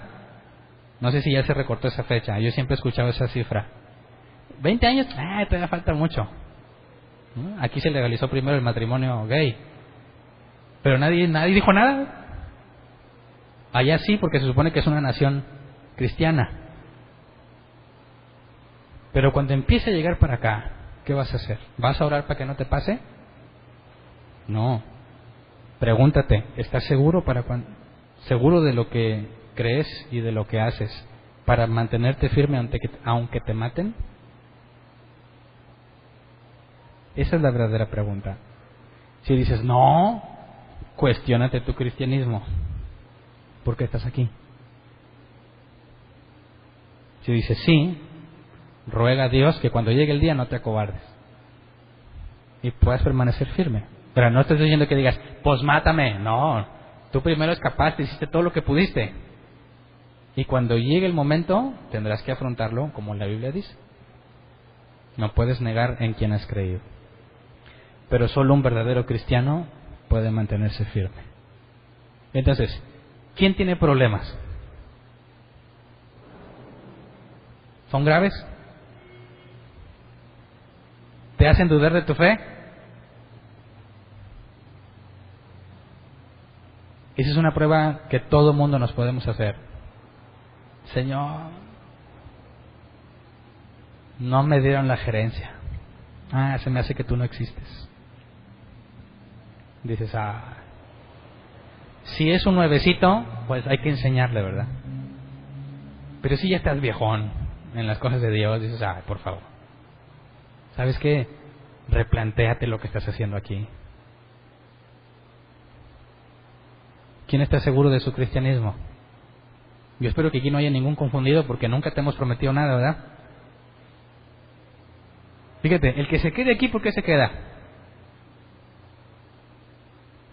Pues porque tenemos las mismas conclusiones. Pues si no te prometo bendición, no te prometo sanidad, no te hablo de prosperidad, no estoy orando por todo el mundo para que les vaya bien, ¿para qué vienes? Eso es lo que a mí me dice, pues si estás aquí, no es por interés para empezar, ¿verdad? Y luego encima los regaño, les digo que no leen la Biblia. Ese es el asunto.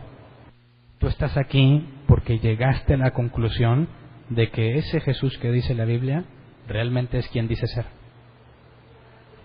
Y no porque me la creo, porque lo he vivido. Así que argumentos que sí, todo tendría una explicación perfectamente razonable. Y me interesa leer la Biblia porque quiero saber más de Él. Esa es la verdadera señal de un creyente. Y cuando venga persecución, como dicen, imagínate, entra puros narcos. Y dicen, a ver, ¿quién de aquí es cristiano? Dicen que una vez pasó, a mí me contaron esa historia, no lo sé. El que no sea cristiano se puede ir. Y la gente empieza a verse unos a otros. Y disparan al techo, el que no es cristiano se puede ir. Y que se empiezan a salir. Y se salen y se van muchos de los líderes y se van yendo. Nadie quiere arriesgar su vida.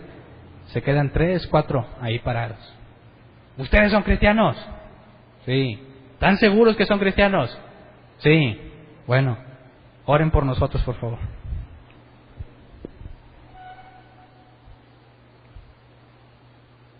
Parece chiste, dicen que es real, no lo sé. Pero ahí se manifiesta quién es quién, ¿verdad? Entonces, no me digas, es que tengo problemas y por eso ya no voy a la iglesia. Dices, bueno, si eres nuevo, échale ganas, mira, necesitas entender.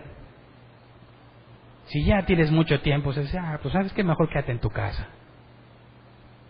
Déjala así ya para alguien que sí tiene interés. ¿Sí me explico? Ahí vamos. Vamos a orar entonces.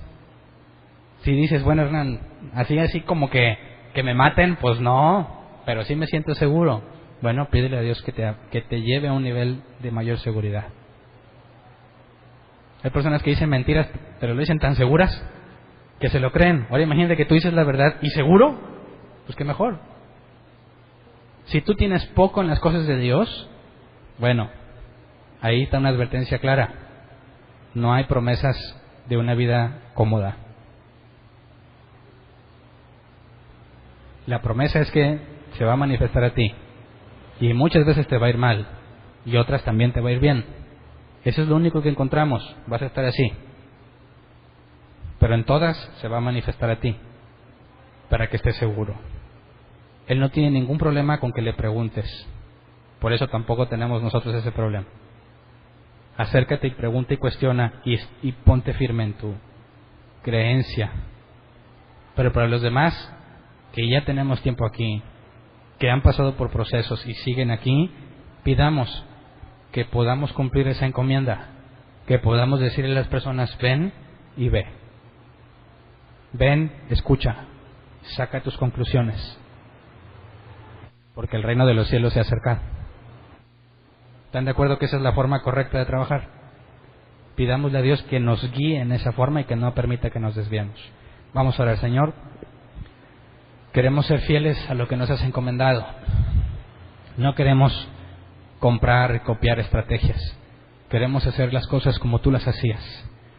Queremos que tú siempre seas el modelo a seguir. No permitas que nos desviemos.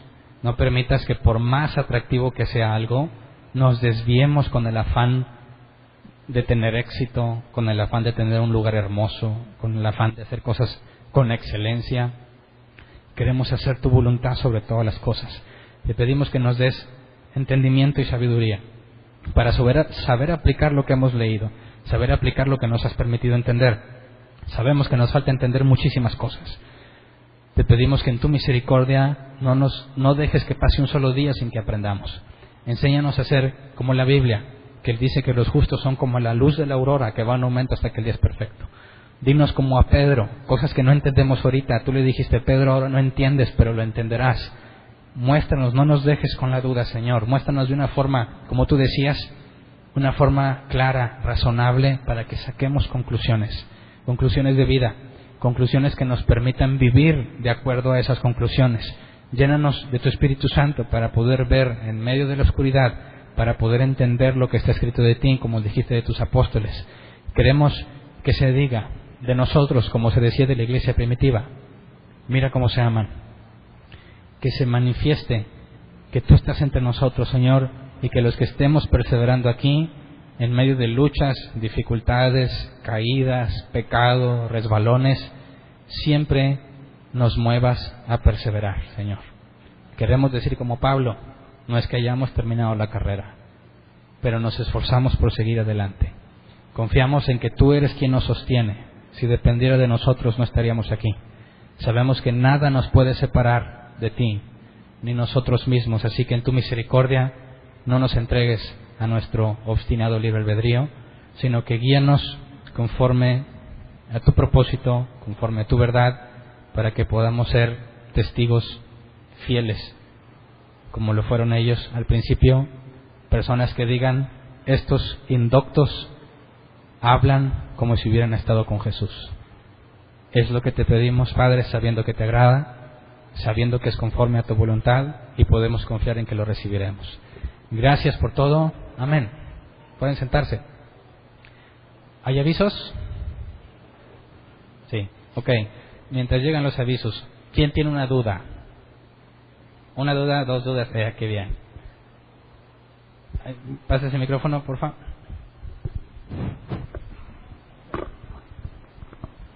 Sí, sobre eso de la manifestación de Dios, que sí. Así eligió, por ejemplo, con Jacob y Moisés.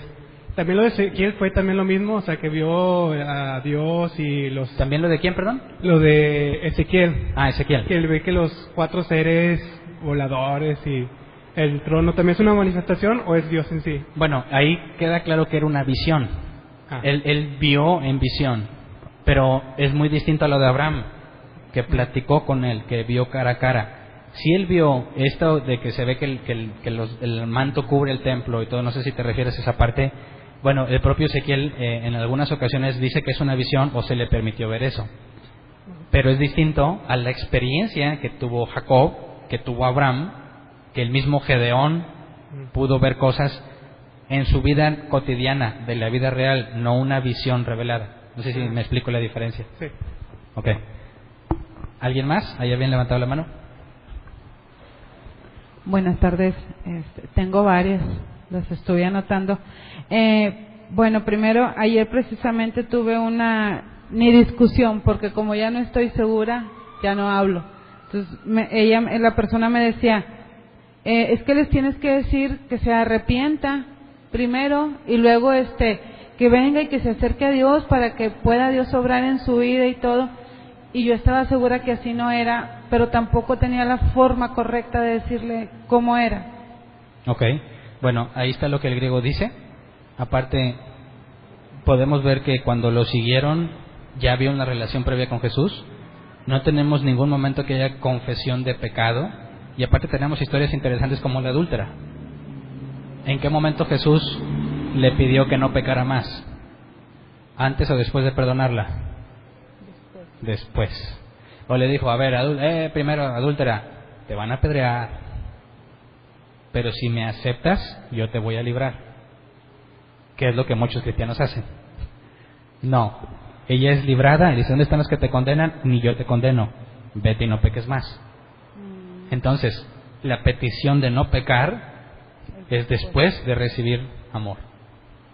Nosotros amamos a Dios porque Él nos amó primero. Tú no le puedes pedir a nadie que deje de pecar si ni siquiera ha experimentado a Dios. Es más, si no ha nacido de nuevo, es imposible que deje de pecar. Pues sí, porque ni se considera él que está mal. ¿No? Por eso, ese es el problema con el fariseísmo de aquel entonces. Sepulcros blanqueados. Bueno, y la que dice, bueno, ahorita referente a lo que decía, de que si vienen las personas y ¿qué tan seguro estás de morir o qué tan seguro estás de que no te va a pasar? Por ejemplo, yo era una de las que decía, caerán a tu lado 1000 y a tu diestra 10,000, más a ti no llegará. O sea, en esos casos, ¿no puedes orar así? ¿No puedes pedir protección o cosas así? Ah, sí. Jesús dijo, Padre, si es posible, que pase de mí esta copa, mas no se haga mi voluntad sino la tuya. Y eso es algo de congruencia. Dices, Dios es bueno, está en control de todo. Todo lo que me vaya a pasar es bueno, menos esto. No. Si realmente eres congruente con eso, tú tendrías que decir como Jesús, sí, no me gustaría pasar por ahí, no me quiero morir, tengo miedo, pero no se haga mi voluntad sino la tuya. Okay. ¿Me explico? Sí, sí. Bueno, y ya la última. Referente a esto, es que hay muchas pláticas de eso, de que están llegando y matando, y que qué pasaría cuando llegara aquí, que qué vamos a hacer, así lo mismo que dijo usted. Entonces, pues no sé, yo les comentaba, es que de antemano Dios te va preparando para eso, si pasa en Israel y si pasa en eso, porque ya son siervos preparados. Y luego me decía una persona, bueno, ¿y qué de Pedro que negó a Jesús? Lo negó y como quiera lo salvó. Y tú en ese momento lo puedes negar y después vas y te arrepientes y Dios te levanta. Sí, pero la negación fue antes de que recibiera el Espíritu Santo. O sea, la negación de Pedro, Jesús le dijo, me vas a negar, ¿verdad? Pero después de esa negación, cuando Jesús se aparece a ellos, les dice, reciban el Espíritu Santo.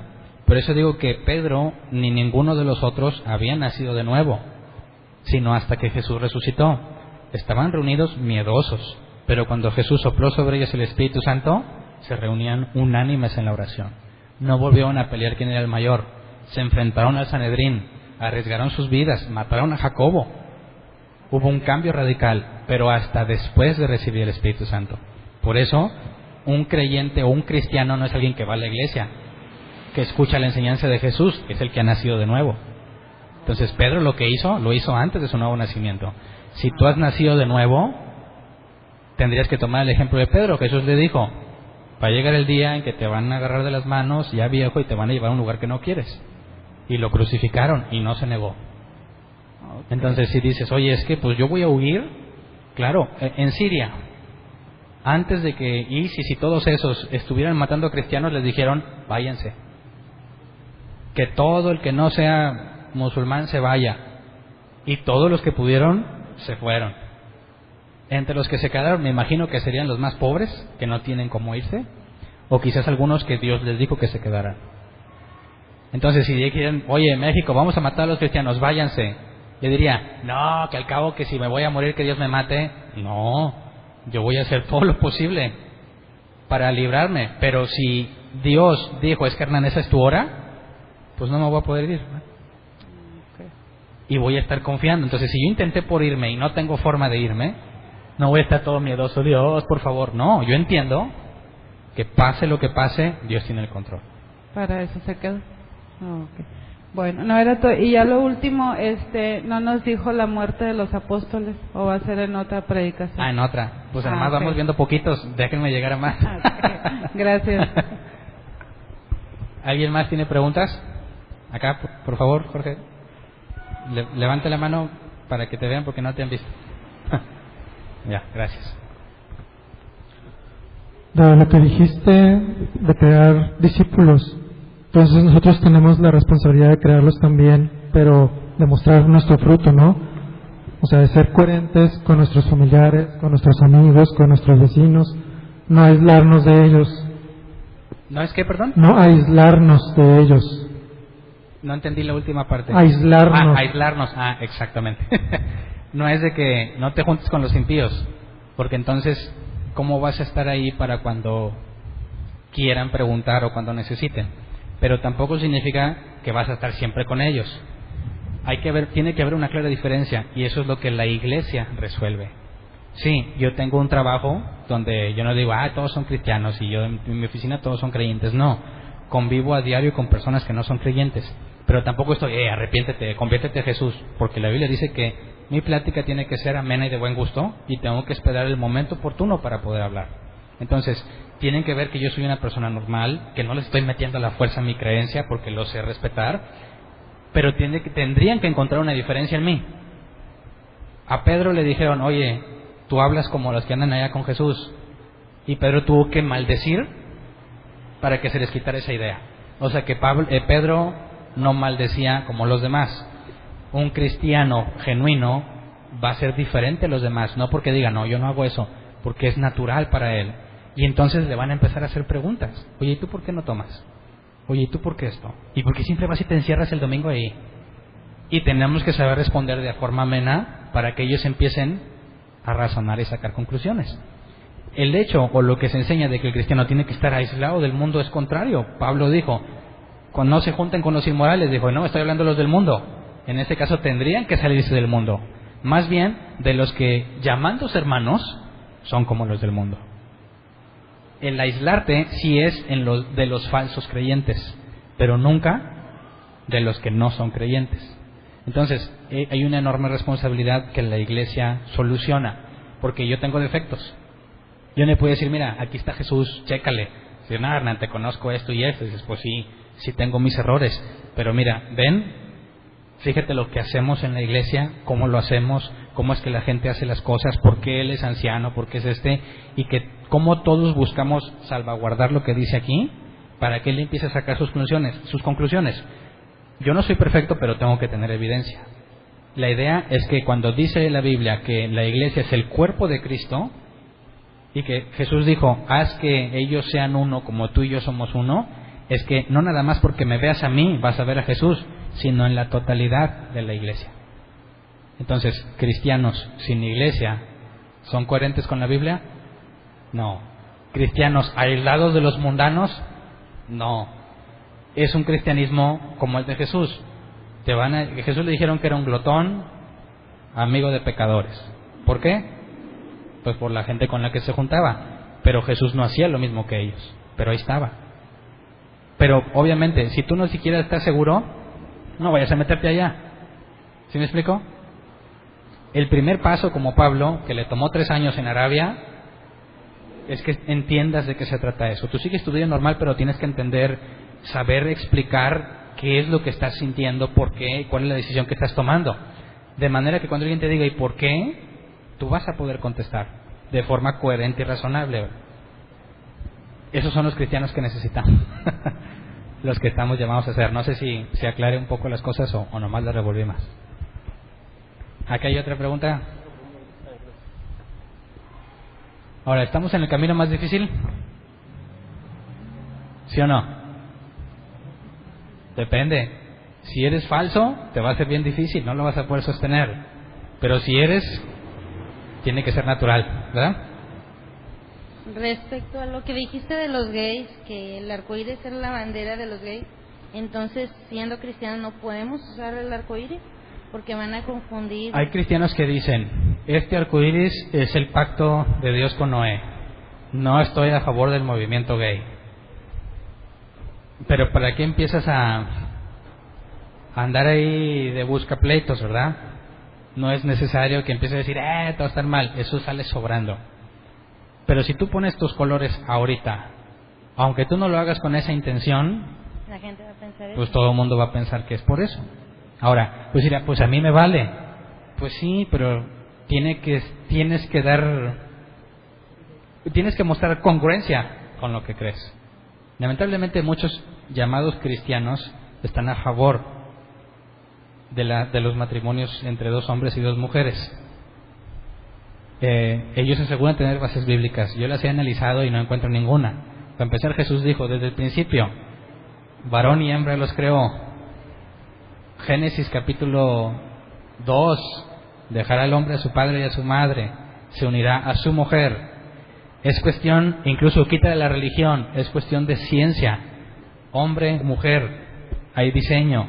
Hombre, hombre, no se puede. Mujer, mujer, no se puede. No es que porque yo creo, es en contra de la lógica y de la naturaleza. No sé si me explico. La gente dice, ve un hombre vestido de mujer y dice, esta es mujer. ¿Por qué? Porque él dice que es mujer. Pero ¿qué hace una mujer mujer y qué hace un hombre hombre? Y si me opero y me quito todo lo de hombre y me pongo de mujer, ¿ya soy mujer? No, nos tenemos que ir más adentro, hay cromosomas, ¿verdad? Y a menos que hagan ese cambio, sigue siendo lo que eres. Y se pone grave porque si yo me he visto de mujer y quiero entrar al baño de mujeres, puedo entrar allá, que al cabo que soy mujer. ¿Tú crees que no haya personas que aprovechen esa situación y se metan a esos lugares? Si tú tienes hijos, ¿quisieras que vayan al mismo baño? Es un asunto muy complejo que parece que se decidió a la ligera. Hay muchísimas cosas que repercuten. Y tú como cristiano tienes que estar enterado porque te van a preguntar. ¿Cuál es tu postura? Porque la Biblia dice. No digas eso, y la gente ya está harta de eso. Hay argumentos lógicos, naturales, de conciencia, psicológicos, muchísimos factores. Para empezar, hay miles de niños muriendo. ¿Por qué no se pueden resolver ese problema? Entonces, yo espero que con este mensaje entiendas que la invitación de Jesús es razona. No digas, por favor, ya no digas, la Biblia dice, la gente ya está hasta acá. Hay muchísimos argumentos. ¿No se te ocurren? Pregunta. Busca. Hay muchísimas herramientas, pero no caigas en la ignorancia. Ni te pongas a pelear con ellos tampoco. No ganas nada. ¿Me explico? ¿Alguien tiene alguna otra duda relativa al tema? No. Todos tienen en claro el tema de la homosexualidad. Si tienes dudas en cuanto a eso, con toda libertad pregunta. No ahorita en la sesión esta, pero puedes acercarte a preguntar. Tienes que tener muy en claro por qué, para que sepas dar una respuesta coherente, lógica y razonable. ¿Ok? Es todo pues. Muchas